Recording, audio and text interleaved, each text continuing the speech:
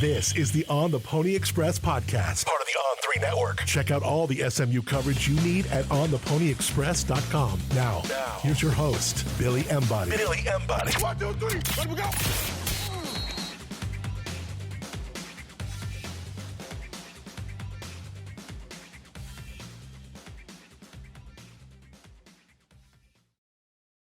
Welcome in, ladies and gentlemen, to another edition of the On the Pony Express podcast. I am Billy Embody. Thanks for joining us. We are presented by Status Jet. You can go to statusjet.com, get more information from David Henry and his entire team by dialing them up at 866-404-9791. David and I just had a little meeting this week to discuss some big news for you guys out there about how we can put together some packages around some SMU games this fall. I'd circled the Stanford game at the very least as a major weekend for SMU fans. Going to put together an experience that you'll no doubt want to be a part of. So look for more information on that in the coming weeks and months. Trust me, it'll be a first-class experience. It's not as unattainable as you think when you think of a private jet and chartering company putting something like that on.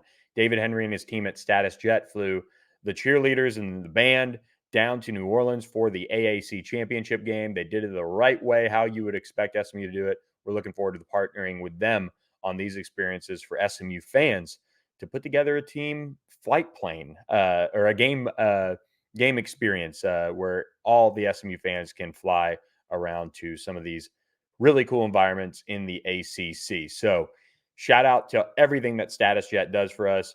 Check them out. Use code PonyUpACC for a discount on a round-trip flight or mention ontheponyexpress.com.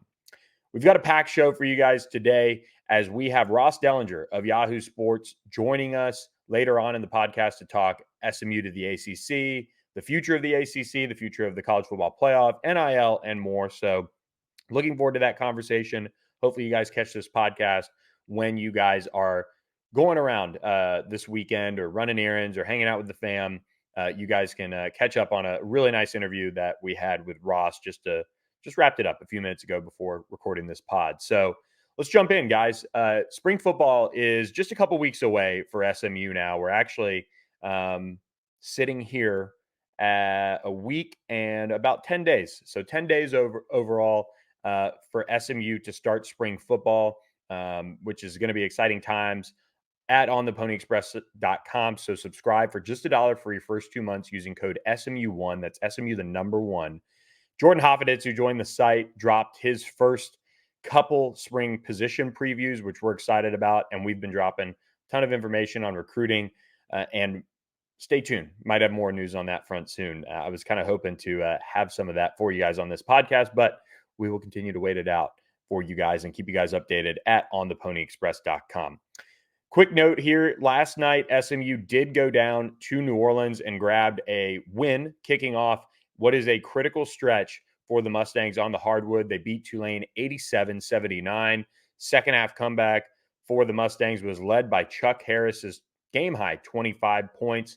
He had 16 of those in the second half, hit 4 of 5 from 3, or hit 4 of his 5 3-pointers on the night in the second half. He was 5 of 6 overall.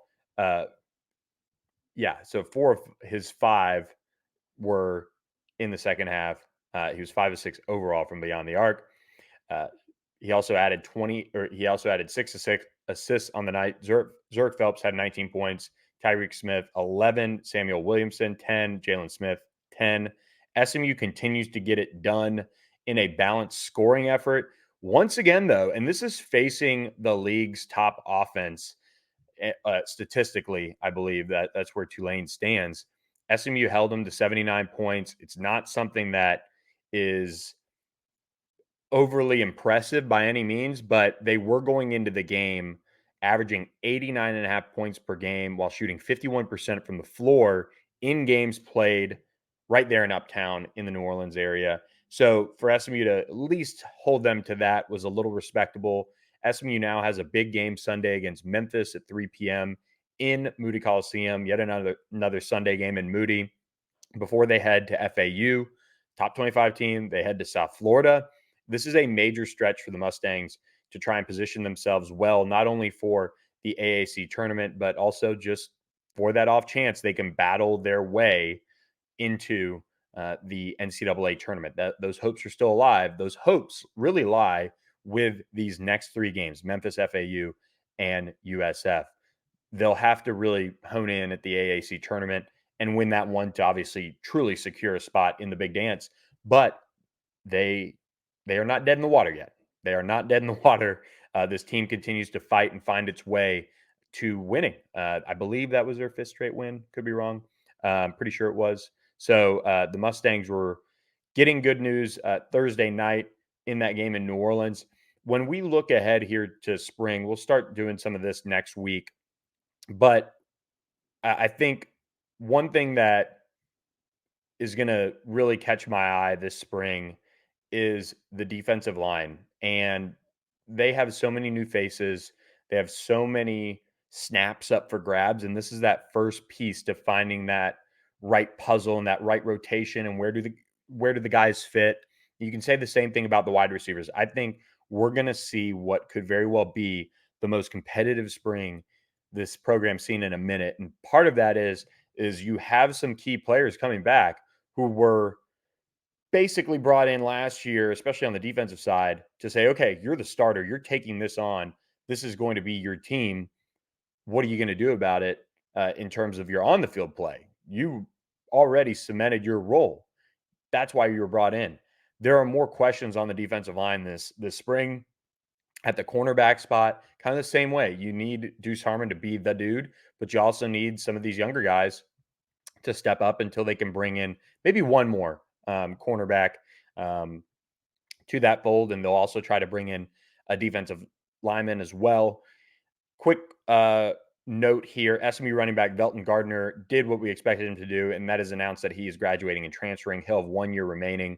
He's out of the running back rotation now, which he wasn't on the roster to begin with for the spring, but now he moves on to whatever is next for him. We wish him the best. Good dude, Dallas guy who just couldn't get enough footing on that rotation. It just never came around for him. He wasn't able to do it. And so we'll kind of see what happens next with him. But SMU's running back room, a little thin right now. Derek McFall arrives this summer. Brashard Smith is on campus, so he will be fun to watch, get into some of those gadget plays and in that running back room with Kyle Cooper. But that is a veteran running back moving on, Velton Gardner, which was pretty much expected. On the recruiting front, it is a dead period. We are seeing a lot of guys start to set official visits here and there, and in terms of, one visit locked in. They haven't come out with their full schedules yet, but we'll start to see some of that start to come about. So I'm intrigued to see what that looks like as we get going in that direction. The dead period runs for another probably 3 weeks, I think. It's not the first weekend of spring ball that it opens back up, but it's the second. So we'll be tracking that once that gets going again. But guys, it's been a heck of a time at On the Pony Express. We've got spring previews. We've got ACC coverage coming of the teams and where they stand going into spring ball, which I'm excited about. We're going to roll those out as spring ball gets closer, but I've gotten a couple Q&As back. We'll have a lot going on the site. So make sure you subscribe for just $1 for 2 months using code SMU1. That gets you 1 month, or that gets you 2 months for $1 using code SMU1. That's for you YouTube subscribers and listeners out there, and our Spotify and podcast and all of those platforms. That's a special code for you guys. So pass it around to your friends. We've grown the site. It's been incredible having Jordan Hoffeditz, Kevin Longquist, and myself on the site now to bring you guys coverage of the team. Hope you guys have enjoyed the extra basketball coverage on the site. We've had multiple columns as well as the game coverage as well. So it's all good, so to speak, on theponyexpress.com. And a quick word before we send you off to our interview with Ross Dellenger. Quick reminder, guys, head to statusjet.com, reach out to them, call them 866-404-9791. David Henry and his team, they're official sponsors of SMU. They can hook you guys up when it comes to your private jet experience. They have big planes, small planes, helicopters, however you need to get from point A to point B. They'll do it with a personal touch that you'd expect from a charter company doing your private jet experience. And one thing David mentioned to me with Status Jet is if your plane or if your other mode of transportation falls through, that's why he and his team are available to get you that quick setup so that you can get to where you need to go in that level of luxury that you'd expect. And he tells me time and again, heard from so and so, plane wasn't working, other company didn't come through the plane. I needed to step in and we took care of them. They've got contacts all over the world. So whether it's spring break, the Masters, any event coming up, be sure to just at least reach out to and talk to StatusJet. And you can find their information at statusjet.com. Use code PonyUpACC or mention on the Pony Express when you talk with them about your round trip, and you can get a discount. So with that, guys, hope you guys enjoy this interview with Ross Dellenger, good friend of the program. And in closing of the podcast, we'll wrap it up after that interview. But he is on the front line of all of this. He's always in the Capitol hearing different discussions about NIL, about player compensation, about the college football playoff. He's always in Dallas for the most part for these college football playoff meetings that are taking place. He's had his, finger on the pulse of realignment as well. So take some notes on what he's saying. It's all interesting stuff.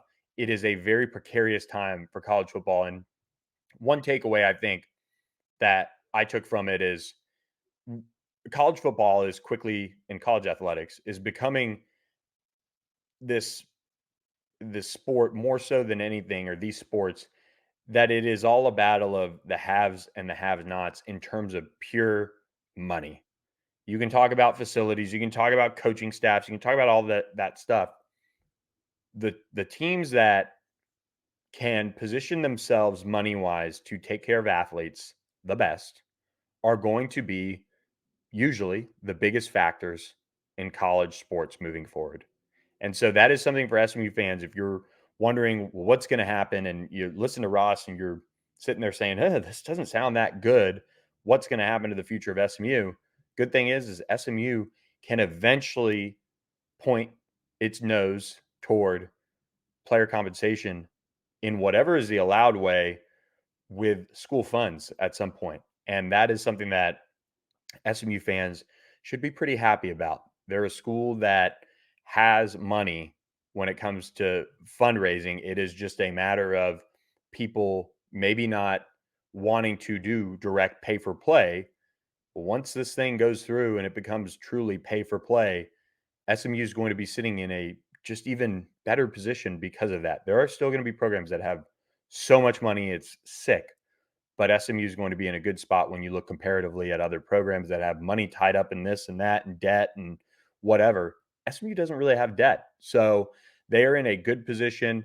They are already planning for direct pay for play as well, I'll add. So be sure to enjoy this interview with our friend Ross Dellenger of Yahoo Sports. Welcome back to the On the Pony Express podcast. I'm happy to be joined now by a good friend of the program, Ross Dellenger, Yahoo Sports. Ross, thanks so much for the time, my friend. How have you been? How's everything in the national media world these days? Busy, man. It's a bit crazy, There's really no off season anymore, so a lot of change happening. Kind of in a transformative situation right now in college athletics. So big next few months. Let's rewind back to when SMU got its ACC invitation. You were all over it. We had you on during the process. Now that it's all played out and you can look back on this now and SMU's getting in this summer officially, what are some of the takeaways you had from the decision to bring them and Stanford and Cal into the picture? And what does this mean overall from your national perspective for SMU long term? Well, certainly when you look at the decision to expand by the ACC, in a lot of ways it was about long term security. The ACC deal with ESPN is kind of connected to a number of teams that are in the ACC. So the deal, in order for the ESPN deal to be extended with the ACC or to continue, the ACC needs at least 15 members. So you look at what happened with Florida State and maybe some others that have expressed interest in maybe leaving the league at some point. And you get the feeling they need to try to prevent what happened in the Pac-12, where you had just so many teams leave that it didn't the league kind of couldn't withstand it and imploded. So from that standpoint, you could say it was kind of a necessity that the ACC needed to expand, and I think that SMU was certainly a benefactor of that. I think we're in a kind of as I mentioned, a transformative time in college athletics, where NIL is going to be.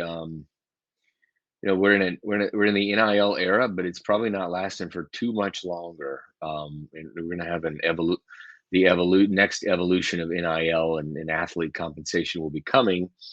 And when that happens, there's probably going to be a situation where some teams are potentially left behind because they can't afford it. Can afford to pay players directly in some employment or revenue sharing model, whatever the new model would be. And I think SMU saw that they needed to get to the next level in order to secure their future. And that's not to say that all of like Group of Five will be left behind, but you're better off in one of the four leagues, certainly better off in one of the top two leagues, probably. But for them, it's security too. It's security for the future, and it was a smart decision to do all they could to keep pressing to get that, because this was not, I think, a normal expansion situation. I think this took a lot of time and energy, politicking probably, and courting on both sides. Jim Phillips of the ACC, who was trying to convince his memberships to do this, and then Rick Hart, the AD at SMU, and the SMU president and the SMU board, all kind of contributed to it. It was a pretty good grind from what I understand. Let's look at that piece that you mentioned there. Some of the members of the ACC expressing uneasiness about their money coming into the picture, the future of the league, and things like that. The main one that comes to mind right now is obviously Florida State. What do you make of what's going on in good old Tallahassee these days with the legal ongoings between those two sides? Well, I think Florida State is it's one of those situations where Florida State's probably the one that's going to kick open the door, and potentially open it for others to follow. We reported back in I think it was back in May, last May, about the 7 programs of the ACC that were talking amongst themselves about trying to find an exit path out of the league. And those talks kind of came out publicly and then died a little bit, but they're not completely over. And I think there's still that grouping that probably wants to try to find a way out. And so Florida State's the first of that group, to actually take the plunge. And I think they'll probably potentially, depending on what happens with Florida State's situation and depending on what happens with this kind of new model, this evolution that we're seeing in college athletics, you could have more. You could have more leave the league. But I think one of the main points here is, Florida State kind of, I guess, a good analogy would be that they've kind of lit a match in a way and dropped it in their home. So they're not staying in the home. So I know they're not out yet of the ACC, but this is not going to end with like merriment of Florida State staying in the ACC and being welcomed back with open arms. Like this is over. I mean, they're going to leave. It's just how much they have to pay, what they're going to have to do to leave. But clearly they're going to exit. And depending on how they exit will tell you how many other programs maybe could do the same. Do you think like is it SEC bound for FSU? Is it Big Ten? Is it are we going to see this huge shakeup open this kind of two conference or the merging of SEC Big Ten? Is it what's kind of where do they go from there? I guess. Yeah, it's kind of a question that really hasn't been answered, because both of those leagues, the Big Ten and SEC, have kind of made it quite clear that they really don't want to expand anymore. Now that the Big Ten had made that quite clear a year ago and then expanded again. But that was a little different. It was the complete kind of collapse of a conference, and they could get those two programs, Oregon and Washington, at an incredible discount. But that could happen again. You could have the ACC collapse, and you could pick up the leftovers, so to speak. So it could happen. It doesn't feel like they're interested right now. But yeah, I mean, they could be put in a position where they get interested. So there's a possibility for that. There's always possible. There's another league out there, another power league out there in the Big 12. So there's always, I guess, a possibility that something happens there. And then, your third option is probably some kind of independence for a little while until something happens. I mean, again, we're talking about this transformative situation in college athletics where you have a new model. I mean, that could really impact a lot of this, and it could impact the leagues and the membership of leagues and all that. And then you have the fourth option, which is more of what we mentioned earlier, that we reported back in May, which is those 7 or so trying to get out and kind of probably form their new kind of a new smaller league where they might see themselves as a grouping of 8 to 10 more valuable, and then don't have to distribute the wealth to as many schools. So there's all those possibilities, but I think the whole landscape of college athletics and the new model coming and revenue sharing, collective bargaining, all that stuff is probably going to impact what happens to Florida State and any team who wants to leave. Let's hone in on SMU stance. You mentioned NIL. That's a kind of a big piece of why SMU feels like they can be competitive at the next level. They've obviously invested in facilities. They've, taken money off the table to move into the ACC with the hopes and expectation that they'll obviously earn it back in some other revenues and eventually full shares and things like that down the line. Where do you kind of see them now that they have the membership to the ACC? We're all kind of trying to predict the future, but if they can make this happen and have a good little bit of success in a few years or over the next few years, where does that position them maybe relative to some of these ACC schools or in the grand scheme of things? Well, the next evolution of the athlete compensation model, um, it's obviously it's going to be about money and resources and how much that you can pay. And SMU has proven that they have quite a bit of money and resources. I mean, to get into the to get in the ACC without taking TV revenue for 9 years is pretty remarkable and should tell you about the resources there. But in order to fill that void, there's probably going to be some impact on what you can pay athletes if you're paying to, because you're not getting that TV revenue. So that's going to be interesting moving forward. But without a doubt, certainly SMU seems to have the resources to be able to at least survive in the next iteration of this, whatever it is, because you're probably going to have some sort of maybe a tiered pay system, where the top 10, 15, 25, maybe 30 can, because their TV deal and their resources and their brand, can pay this amount, And then you probably have another group that can pay this amount, and another group can pay this amount. And they'll everybody will probably be competing against one another, but you'll certainly have the advantage, just like now, to get. It's a lot of what's happening now. It'll just be legally, and it'll be direct pay from the schools potentially. So SMU seems to be in that second, if at worst, that kind of third tier.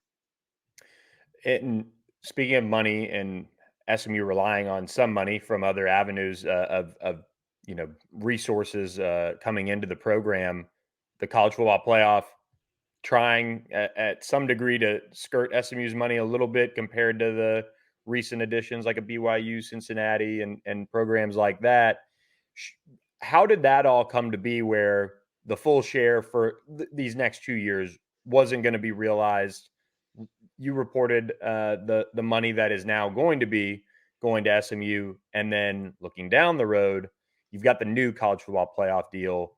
Where do you see that heading and the monetary impact that does bring to a school like SMU? Yeah, it's been quite a controversy in the CFP room.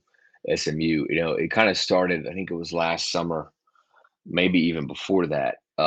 Some of the commissioners, namely of the power leagues, maybe the power two, had made it clear, I think, in the room that there was going to be a moratorium on teams that moved up from G5 to P5, them getting a Power 5 CFP revenue cut. Teams in the G5 get $1 million every year from the CFP. Teams in the Power 5 get around 5.5 to 6 million every year. And so they made it clear that they were not going to give that CFP cut, Power 5 cut, to those rising from the G5 to P5. They did it for those in the Big 12, the ones that moved from the American to the Big 12, but they were going to stop it there. However, then, you had SMU do exactly that. And in a November meeting with commissioners, you need unanimous support of the 10 commissioners and Notre Dame's athletic director for any revenue decision. And there wasn't support for SMU to get the Power 5 cut. Not only that, but there wasn't support for them to keep their G5 cut because they're not in the G5. So it was a really tricky situation. And around all this was the fact that SMU wasn't taking TV money. And so they were expecting to get that CFP money. And so that was very important for them. And kudos to Jim Phillips. And I heard Brett Yormark actually was involved in the compromise too, because his teams, again, went from the American to the Big 12, and got the cut, got the Power 5 cut. But they came up with a compromise, and it was approved for SMU to get 50% of the Power 5 cut, roughly $3 million, and then get 75% in year two of the Power 5 cut, around $4 or so million. So they'll get around 7-ish of the maybe 12 that they should have over the 2 years. It's better than nothing, but it was certainly a drawn out issue. And now I think, there's been a set determination that there'll be a moratorium now on that. I don't think there's going to be any more compromising for any other team that makes that move. But it was a little dramatic for a while there. I think that it probably shines the light on the situation in college athletics right now. The major conferences are specifically the two are steering decisions, and they'll continue to steer decisions. They have a lot of the brands, a lot of the money, and all that. So that's what we're looking at. And the CFP meeting upcoming, the next one, that'll be a big topic, is what the two brands, the Big Ten and SEC, want in a new CFP contract. There's been a few reports that the contract has been agreed to with ESPN, including ESPN reporting it last month.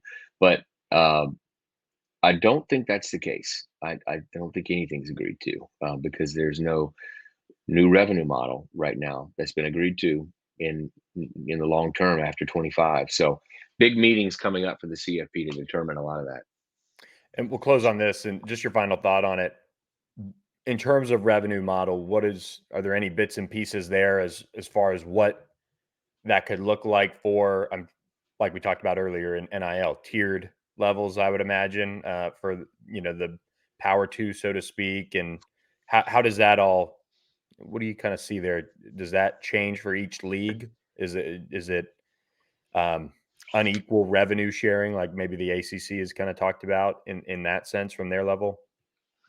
There are so many unanswered questions about whatever new model lies ahead and whatever it's going to look like. It can get complicated. You can talk a lot about it, but there's an antitrust case called the House case, and it's got to get settled. And you get the sense that the Power League, certainly the Power Two, want to settle the case. In order to settle the case, you got to pay big, but you're probably not going to pay as big as if you lose in court. So that's what they probably want to settle. But then the second part of a settlement is creating a new model. And it has to be a fair model in order to satisfy the plaintiffs in the case. So it would need to be some kind of direct pay for athletes, you would think. And it's kind of one of the situations, each individual power conference is mentioned as a defendant in the House case. So all five, including the Pac-12. And then the sixth defendant is the, quote, NCAA. And so they can settle in parts differently. The Big Ten and SEC, which made the joint advisory board, can decide to settle just on their own. And they would operate under this new model, and maybe nobody else would. But I think others will end up joining them if I had to bet. But it's going to cost a lot of money. And a lot of leagues, especially at the G5 level, can't afford to operate, I don't think, in that model. And I don't know what happens to them. I would think competition continues, but they just won't be able to pay athletes. Wow. Well, it is, we're lucky to have you on the Hill these days, following it all. You can find his work at Yahoo Sports. Ross Dellenger, always a great time chatting. We'll have you back on in the future. Hopefully you get some time to breathe here sometime soon. All right, Billy. Thanks. There he is, Ross Dellenger. Thanks for listening to this edition of the On the Pony Express podcast. We will catch you guys next week with another edition. Thanks for listening. Have a great weekend. We'll talk to you guys later. Thanks for listening to the On the Pony Express podcast with Billy Embody. Follow us on your socials on X at SMU On3 and on Instagram at On3SMU. And keep it locked to OnThePonyExpress.com for more coverage.